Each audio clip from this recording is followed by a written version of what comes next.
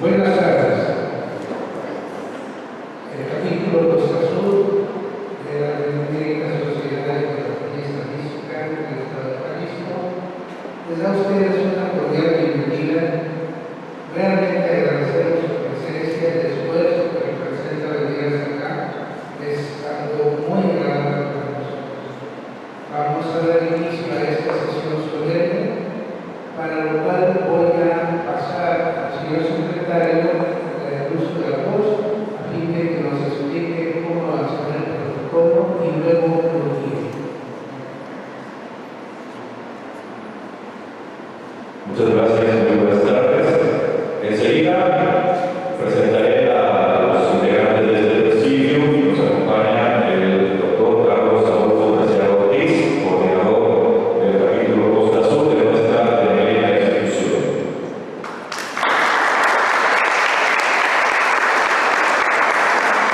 Nos acompaña también la doctora Josefina Robles Cisneros, tesorera de nuestro capítulo y quien dará respuesta a algunos de los trabajos de ingreso. También nos acompaña la doctora Ana Verónica Guerrero Aranda, consocia de este capítulo, quien dará respuesta a algunos de los trabajos de ingreso.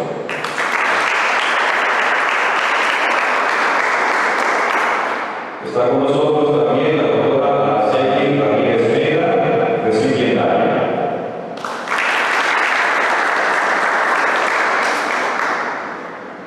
También se encuentra con nosotros la maestra María Lavinia García Rojas, recipiendaria.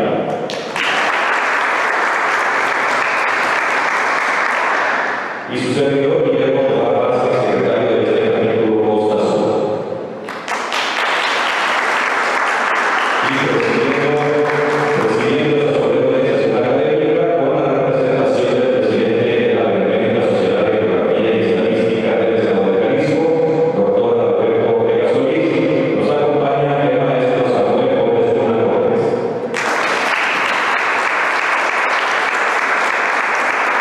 También es presidente de nuestra institución y entre las personas que se pueden enlazar esta tarde se encuentra también la licenciada Miguel Sánchez Alfaro, que es presidente de nuestra sociedad. El doctor Rodrigo Ramos Uña, vicepresidente de nuestra sociedad. Y el doctor Raúl Denis Domínguez, quien es coordinador honorario y vitalicio de nuestro capítulo Costa Sur.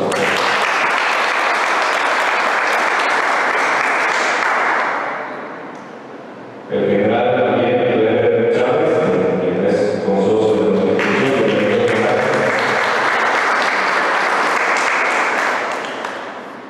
Y nuestro consocio Antonio Rosales, bienvenido a esta sesión. Bienvenidos todos. Esta sesión se celebra para escuchar los trabajos de ingreso de todas las socias en este capítulo Costa Sur.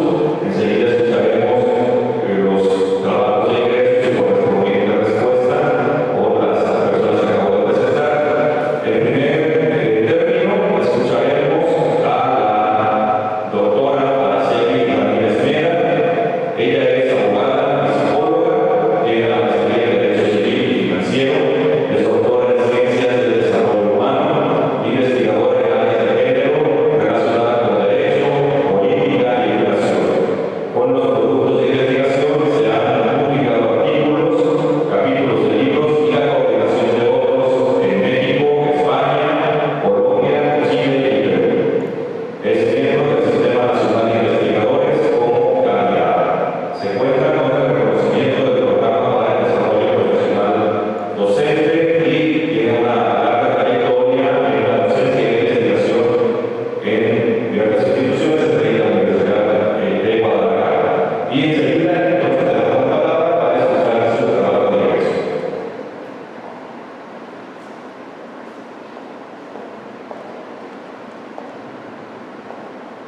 Buenas tardes. Es un placer estar aquí con todos ustedes. Agradezco mucho la voz a los integrantes del presidio y a todas las personas que nos acompañan con su autorización. Esta es una investigación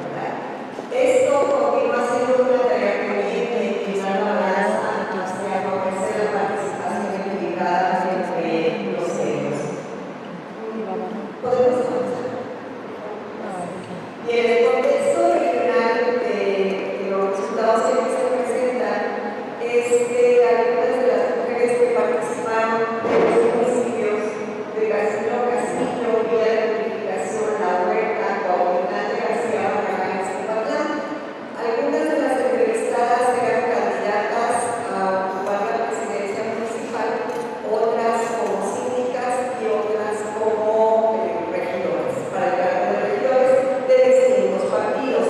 Una de las cuestiones al hablar con ellas para invitarlas a participar fue que se les garantizara la discreción en el sentido de dónde eran y de qué partido, por la situación de que algunas de ellas sufrieron amenazas e incluso el extremo de que una regidora, una candidata a regidora, hubo una especie de secuestro express de su hijo de secundaria, porque se pusieron de acuerdo un maestro con otra persona, lo llevaron a un balneario, les quitaron los celulares durante el lazo en el que sucedieron las cosas y empezaron a hablar de la mamá. Obviamente la mamá pues no tenía comunicación con el hijo y la situación fue que la invitaron amablemente a que desistiera, ¿verdad? De seguir participando. Entonces, pues son situaciones delicadas que podemos decir nosotros, bueno, a lo mejor en las ciudades grandes no sucede, yo no lo sé, porque no he estudiado ese fenómeno en ciudades grandes, pero sí en ciudades pequeñas y en municipios pequeños se dan ese tipo de amenazas o de invitaciones a través de generar ciertas preocupaciones, sobre todo de las mujeres que son madres, ¿verdad? Bien, continuamos. Y el objeto del estudio fue presentar experiencias y manifestaciones de violencia política en razón de género, de situaciones ligadas por mujeres candidatas a ocupar puestos de elección popular en el ámbito municipal de la región Costa Sur del Estado de Jalisco.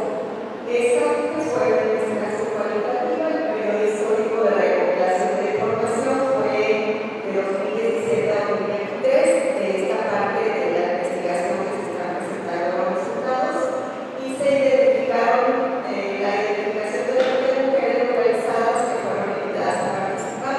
Hubo más mujeres localizadas, pero que no quisieron participar en el sentido de decir, no, es que pues, incluso a mí me enviaron un camión cuando yo iba a un municipio rural, bueno, a una localidad para la campaña, y entonces yo prefiero no participar.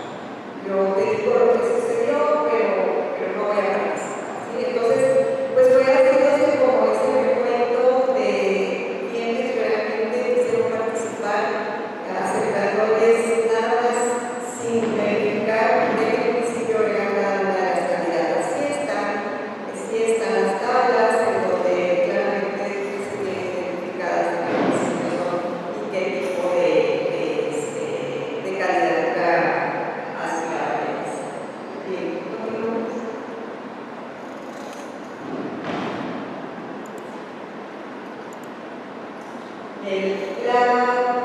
La historia muestra cómo las mujeres han sido invisibilizadas en los procesos políticos y sociales. Los roles de género tradicionales han impuesto presión simbólica y limitaciones estructurales. El ámbito político ha estado dominado por lógicas patriarcales que restringen la participación femenina. Esto lo afirma esto dentro de lo que fue como una búsqueda de antecedentes de investigaciones sobre el tema. La lucha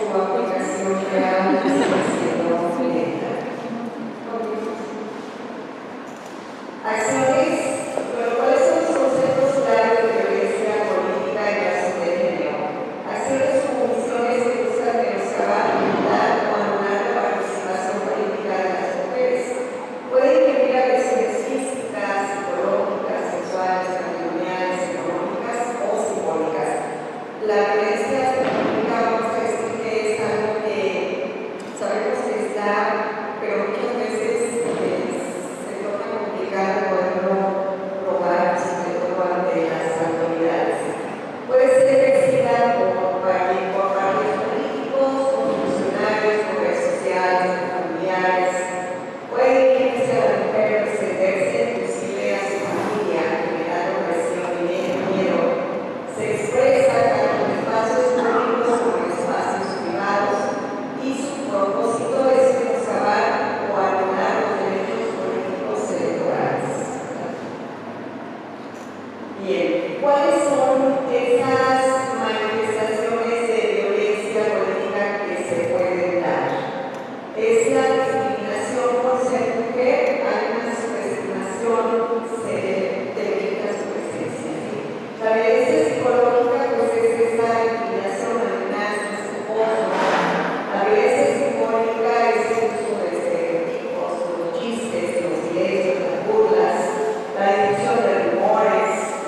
La violencia económica es la restricción de recursos de campañas, funciones, que esa fue una de las expresiones que algunas de ellas comentaban. Es que yo no manejo los recursos, los manejo directamente del partido, pero me los limitaban bastante a diferencia de lo que es el candidato varón.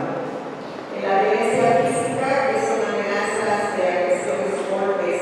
En este caso de las mujeres identificadas, que vamos a ver los resultados, no hubo muchas manifestaciones físicas, más que todo fueron violencia económica, patrimonial, simbólica, ¿verdad?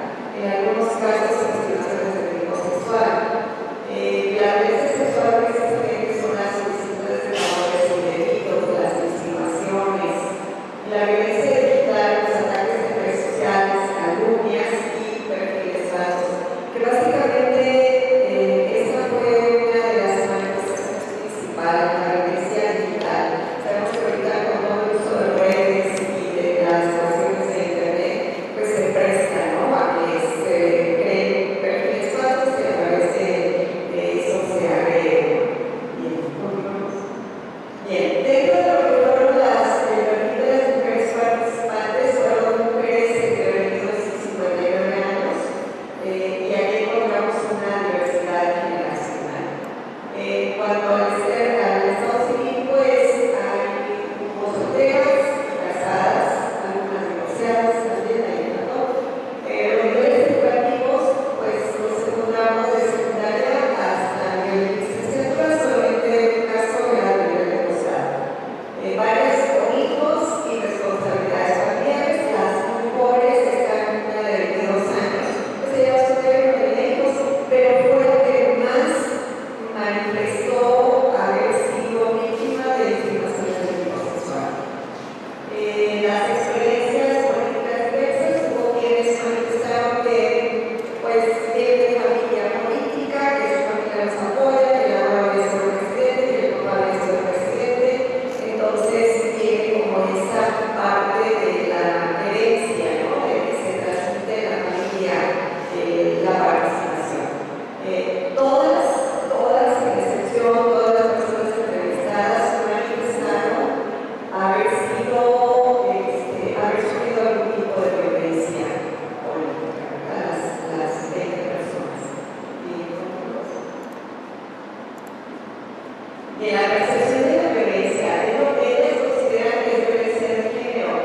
Estas son como parte de su discurso, ¿sí? Sentirse tratadas como menos por ser mujeres, ser subestimadas respecto a sus capacidades, vivir acoso, hostigamiento o comentarios que buscaban intimidarlas, enfrentar discriminación abierta o velada, ser objeto de burlas, difamación o rumores como herramienta.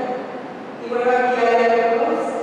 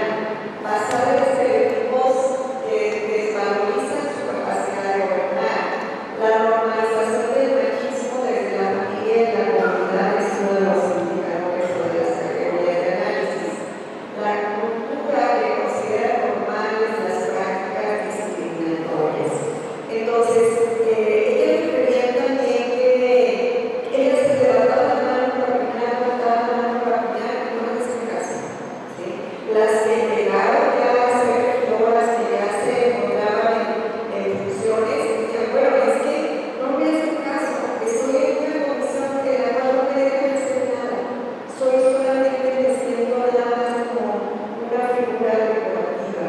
Si yo tengo el perfil, si yo puedo aportar, pero no me dejan. ¿Sí? Bien, dentro de lo que es la regresa digital, la mayoría fueron tratadas a través de perfiles falsos, se publicaron calumnias, mentiras, insultos y difamaciones. Esto obedece a la que genera mayor exposición pública y sensaciones de vulnerabilidad. El dicho de una entrevistada, yo no sé si eran personas reales o perfiles falsos, pero me atacaron mucho en redes sociales. Y eso les afecta porque es un prestigio. Y sobre todo si son mamás. Y si los hijos también están participando en la consulta en redes, pues les va a afectar. ¿Por qué? Porque mamá mejor desiste, mamá mejor no participes, porque mira cómo están hablando de ti. Entonces, toda esta situación les generó bastante angustia.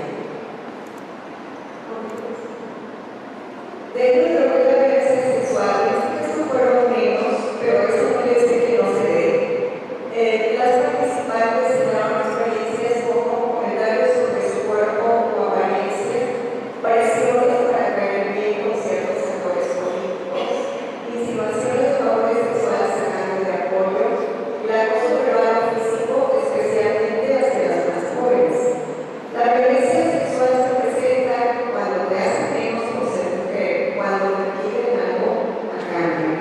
Entonces, sí se dio, incluso la persona de mayor edad que tenía 59 años, pues le decía, bueno, es que a mí no, porque yo estoy joven y estoy vieja. Pero sí veo que a las más jóvenes sí se da de manera más frecuente o más a lo descarado, pero sus palabras. Bien, continuamos. En cuanto a la violencia económica, pues hay una negación del acceso a recursos esenciales para la campaña. Se manifestó todo el dinero por parte de hombres del partido, limitaciones para realizar actividades políticas básicas, la presión para mostrar dependencia hacia los líderes masculinos. ¿Sí? Una participante expresó, a mí no me dio recursos, me hacían saber que yo no iba a ganar por ser mujer. Esta niña, pues incluso desde ahora yo en un principio lo que hice, pues subí a la bicicleta y iba a recorrer las colonias, ¿verdad? No quedó de candidata porque era pues de un partido que pues ella decía, pues yo sé que tal vez por el partido que yo estoy representando no tengo muchas probabilidades, pero lo que quiero es participar, conocer mi municipio, conocer las necesidades, hablar, ¿verdad? Hacerme escuchar. Violencia física y amenazas. No se recordaron las agresiones físicas directas, pero sí las amenazas. Amenazas hacia ellas o a sus familias generaron miedo e impacto emocional. Estas situaciones buscan inhibir su participación contra su objetivo. Incluso el rumor de agresión funciona como un mecanismo de control. Eso es lo que ellas manifestaban en el sentido de decir, es que el día que yo no supe durante 4 horas de mi hijo,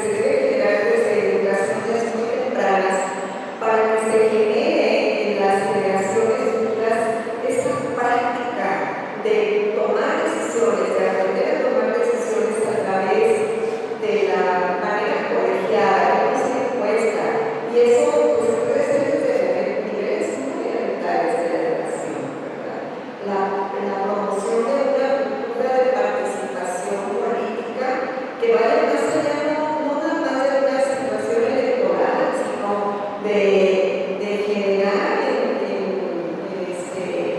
etapas muy tempranas que se interesen o nos interesemos en invitar a participar en el conocimiento de nuestra realidad más cercana, de nuestro municipio, de nuestro estado, de nuestro pueblo, de nuestro rancho, ¿verdad? A veces somos tan indiferentes a las situaciones que pasan hasta dentro de nuestra misma ciudad, porque cuando uno va a colonias hasta cierto tipo alejadas del centro de la ciudad, tenemos situaciones muy diferentes de lo que podemos vivir dentro de una misma ciudad.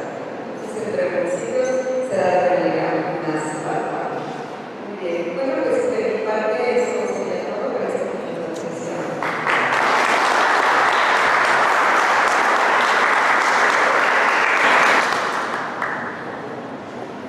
Muchas gracias, doctora Celia Ramírez Mena. Enseguida escucharemos la respuesta a este trabajo de ingreso por parte de nuestra consorcia, doctora Marta Verónica Guerrero Lara.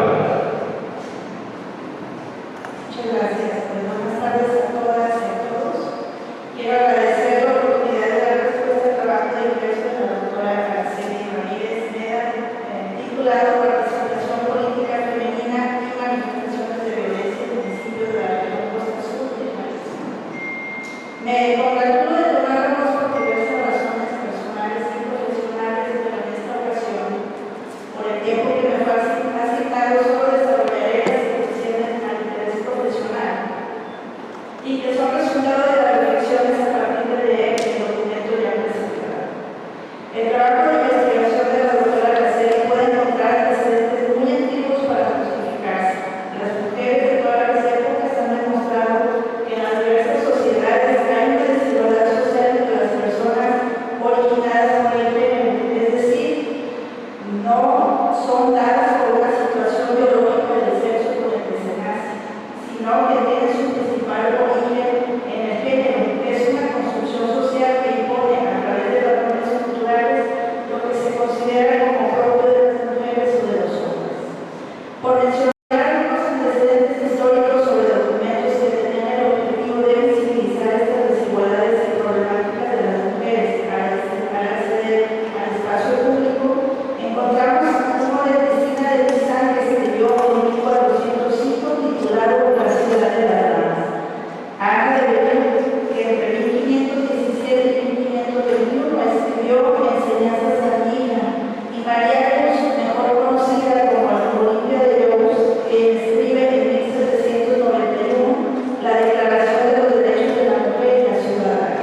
En este sentido, podemos entender que este asunto relativamente nos ha acompañado por un largo periodo histórico. Asimismo, este trabajo también constituye una aportación pertinente y necesaria al estudio de la violencia política en razón de género en el ámbito municipal. Un espacio donde, como demuestra el documento, se reproducen con mayor nitidez las dinámicas de un sistema patriarcal con una visión andrógina que históricamente ha limitado la participación plena de las mujeres en la vida pública. México cuenta con un total de 2.478 unidades territoriales como gobierno local o municipales. De ellos, 2.462 ubicadas en municipios y 16 alcaldías en la Ciudad de México. Por lo tanto, me parece relevante mencionar que para el 2022 las presidencias de los municipios solo estaban siendo ocupadas por un 22% de mujeres, es decir, que habían solamente 556 presidentas municipales y 4 alcaldesas. No puedo proporcionar cifras actualizadas porque desde el 2023 el INEGI dejó de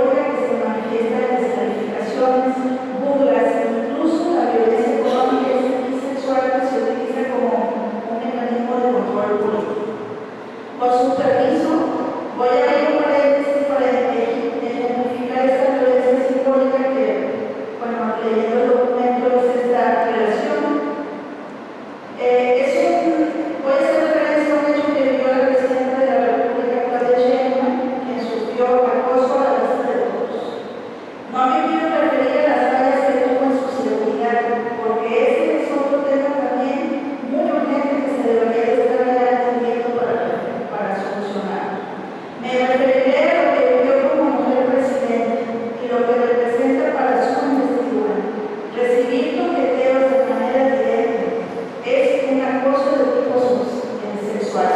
Todos nos dimos cuenta que tocó uno de sus senos y la quiso besar, y el tipo la quiso besar de manera sorpresiva.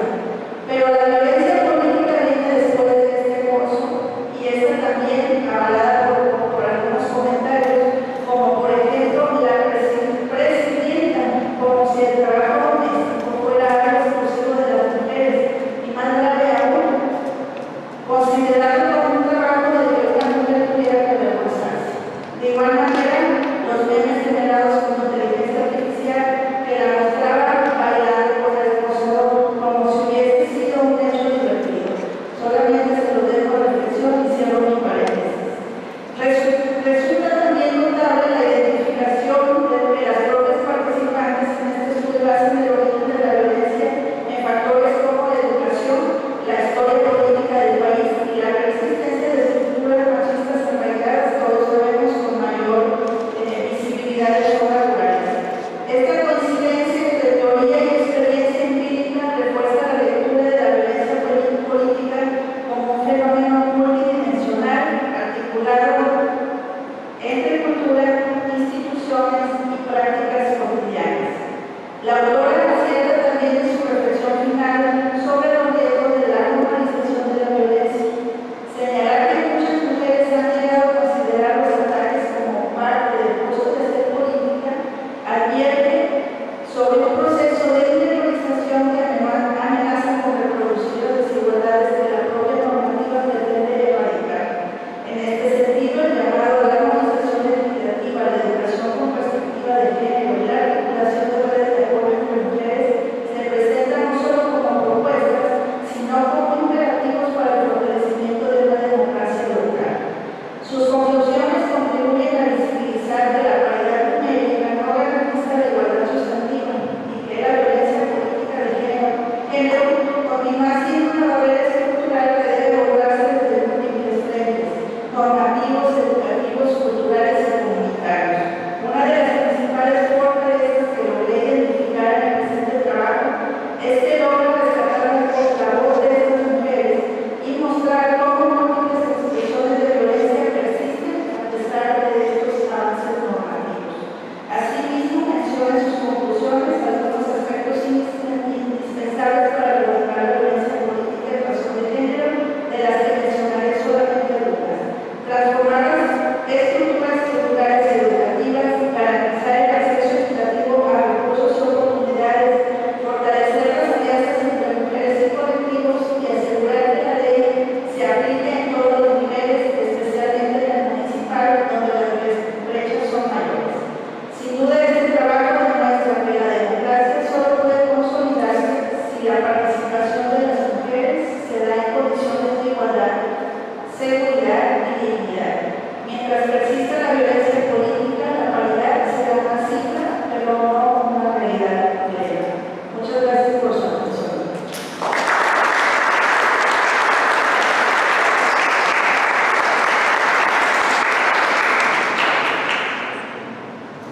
Muchas gracias, doctora Verónica Guerrero, por este comentario de respuesta al trabajo de ingreso.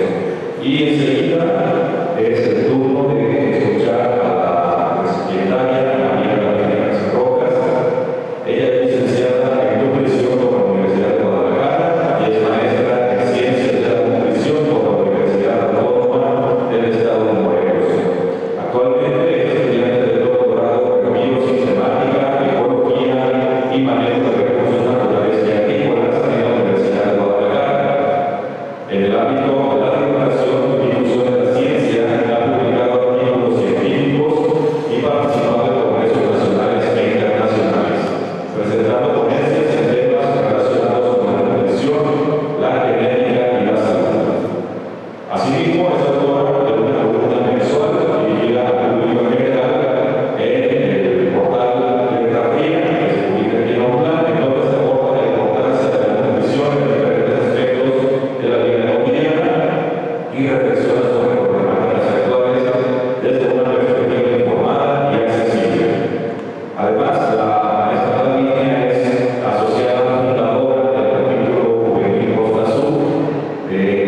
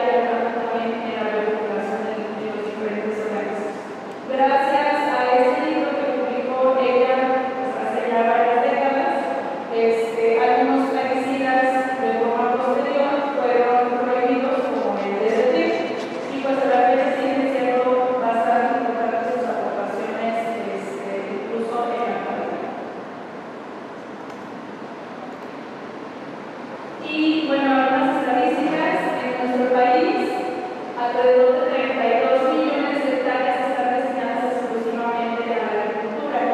De estas, en Jalisco y en la región, los principales cultivos que se tienen pues, es el maíz, el agave, la caña de azúcar y pues algunos pastos. En la región, digamos que la caña de azúcar tiene un gran impacto porque contamos con el ingenio Menchor Blanco, que se encuentra en las inmediaciones del municipio de Otlán y de Ayacucho. Y bueno, en cuanto al uso de plaguicidas, nuestro continente, el continente americano, es el número 1 a nivel mundial. En cuanto al consumo, con un porcentaje de 49.3, mientras que el continente asiático es el segundo con un consumo de 28.1%. Y nuestro país consume alrededor de 31.000 toneladas anualmente de estos productos. Bueno, podemos clasificar los plaguicidas de diferentes formas, por su uso, por su grupo químico, pero algunas de las clasificaciones que me parecen interesantes agregar aquí pues, es por su toxicidad y por su persistencia. En cuanto a su toxicidad, los podemos encontrar clasificados como sumamente peligrosos, muy peligrosos, moderadamente peligrosos, poco peligrosos o probable que presente un efecto maligno. Y en cuanto a su persistencia, los podemos encontrar como no persistentes, moderadamente persistentes, persistentes y permanentes, resaltando aquí que pues, aquellos que son persistentes y permanentes pues, pueden estar en el medio incluso hasta más de 20 años. Podemos entrar en contacto con estos químicos de diferentes formas. A través de la piel, que sea en contacto directo con alguno de estos productos o con alguno de sus residuos. También, pues, por el aire que respiramos, que tenga los plaguicidas, en la región se extienden, dado, pues, no sé, por el aire, los mueven. Ahora sé que ya también nos están regando en los cultivos con drones, entonces, pues, eso también a lo mejor está haciendo bien, pues, lo están aplicando también, pues, eso también ayuda a movilizarnos. A través de la ingestión, ya sea de forma accidental, por ejemplo, consumirlos con agua que esté contaminada o alimentos que estén contaminados, y pues también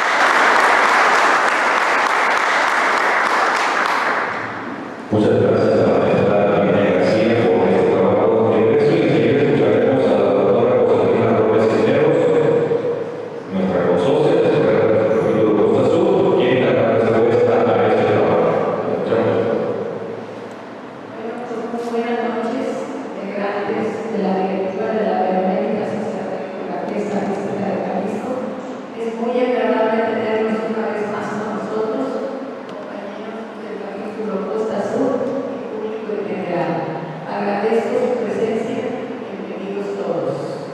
Hoy es un día muy emocionante para mí el tener la oportunidad de presentar a la maestra María García Rojas, a quien tuve la oportunidad de impartirle clases cuando estudió su licenciatura en nutrición en el Centro Universitario de la Costa Sur de la Universidad de Guadalajara. Desde ese tiempo a la fecha he podido observar su crecimiento tanto personal y académico, lo cual es muy satisfactorio cuando uno es testigo de cómo los que fueron nuestros alumnos continúan avanzando cada día, buscando alcanzar y cumplir sus metas y nuevos sueños. Tenía yo aquí todos sus logros, ¿verdad? Pero bueno, lo voy a resumir un poquito más porque ya mencionaron algunos. Entonces ella ingresó desde el 2018 de junio cuando se formó el grupo juvenil como iniciadora y fue la primera coordinadora. Entonces, gracias a ella le ha puesto mucha atención a ese grupo y todavía se queda trabajando. Entonces, usó su maestría, recibió su grado de maestría en diciembre del 2020 en el estado de Morelos, en la Universidad Autónoma del Estado de Morelos, y sobre ciencias de la nutrición. En referencia a actualmente usa su doctorado en ciencias de biosistemática y ecología y manejo de recursos minerales y agrícolas en la Universidad de Guadalajara.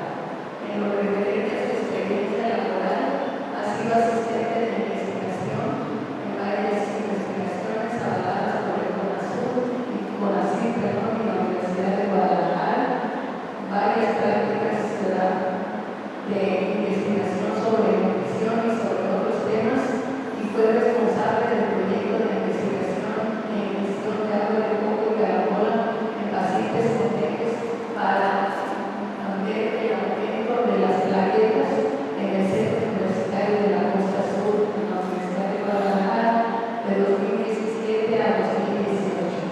Ha colaborado en proyectos de investigación para valorar diferentes problemas de nutrición y sobre la acción de la vitamina B1 en las ratas diabéticas, sobre los mosquitos, ¿verdad? Entonces, todos estos trabajos de investigación han sido avaluados, aprobados y financiados por el Departamento de Ecología y Recursos Naturales de la Universidad de Guadalajara. Cursa con 2 publicaciones en revistas indexadas, una sobre osteoporosis y otra, la segunda, como reciben los niños en la UAP, en la revista Biología Tropical del 2019. Cuenta con múltiples presentaciones en diferentes foros, ¿verdad? Y ha tenido la asistencia a 12 cursos en relación a diferentes tópicos de la nutrición y la fauna silvestre y el manejo de adultos mayores del 17 de abril del 2010 al 28 de noviembre del 2020. Ha tenido asistencia a múltiples congresos del 2009 al 2019 y de esta manera finalizo este resumen sobre el valioso trabajo que ha realizado en el transcurso de estos años. Y a continuación me permitiré comentar el trabajo que realizó la maestra Lidia con la finalidad de ingresar a la Benemérita Sociedad de Tecnología Estadística y Capítulo 2. Su presentación sobre plaguicidas, una amenaza invisible, nos deja muy claro que logrando que la producción de alimentos sea más eficiente con la finalidad de disminuir las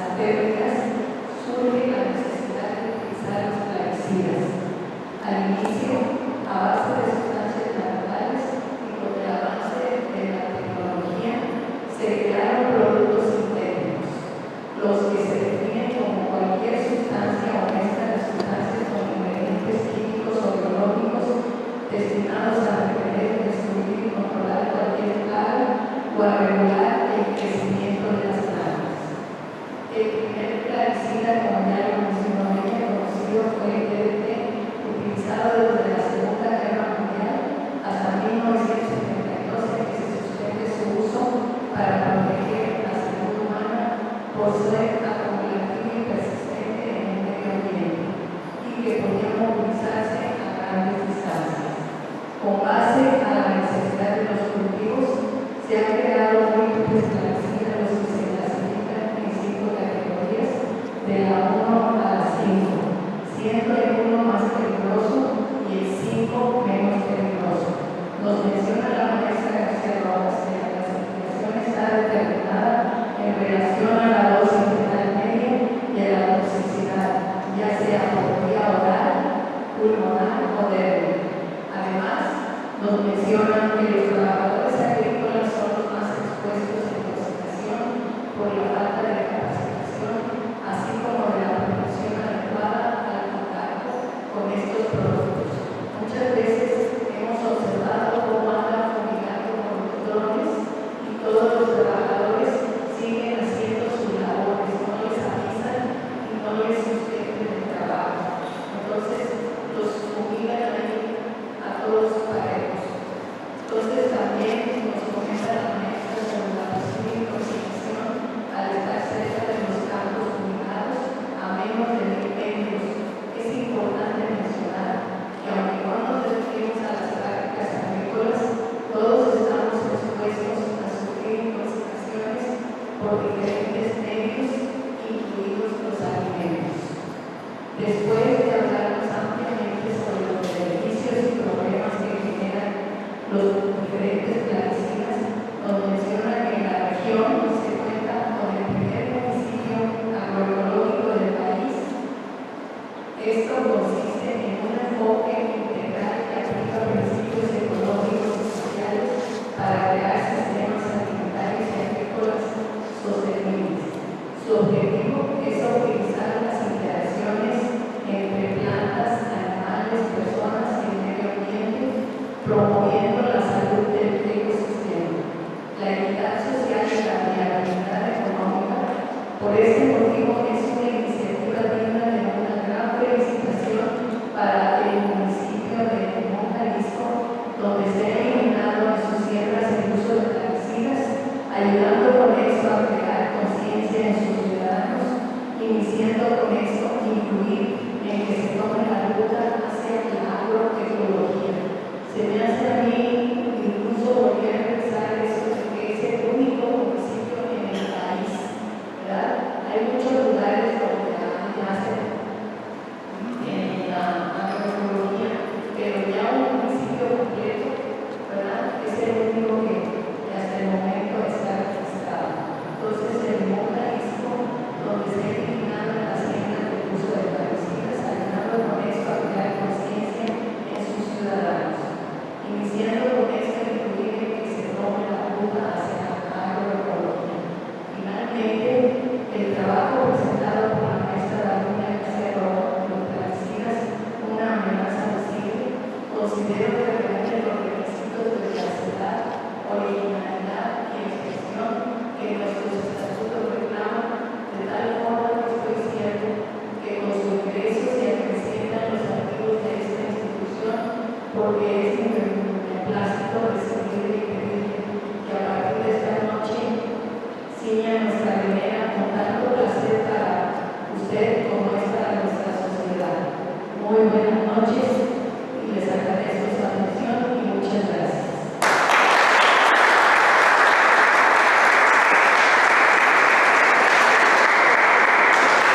Muchas gracias, doctora Josefina. Enseguida, en nuestro programa tenemos la toma de protesta, la toma de protesta a las nuevas socias por parte del nuevo presidente Samuel Gómez Cortés. Para lo cual solicito a las secretarias que pasen aquí al presidio y lo mismo en el momento para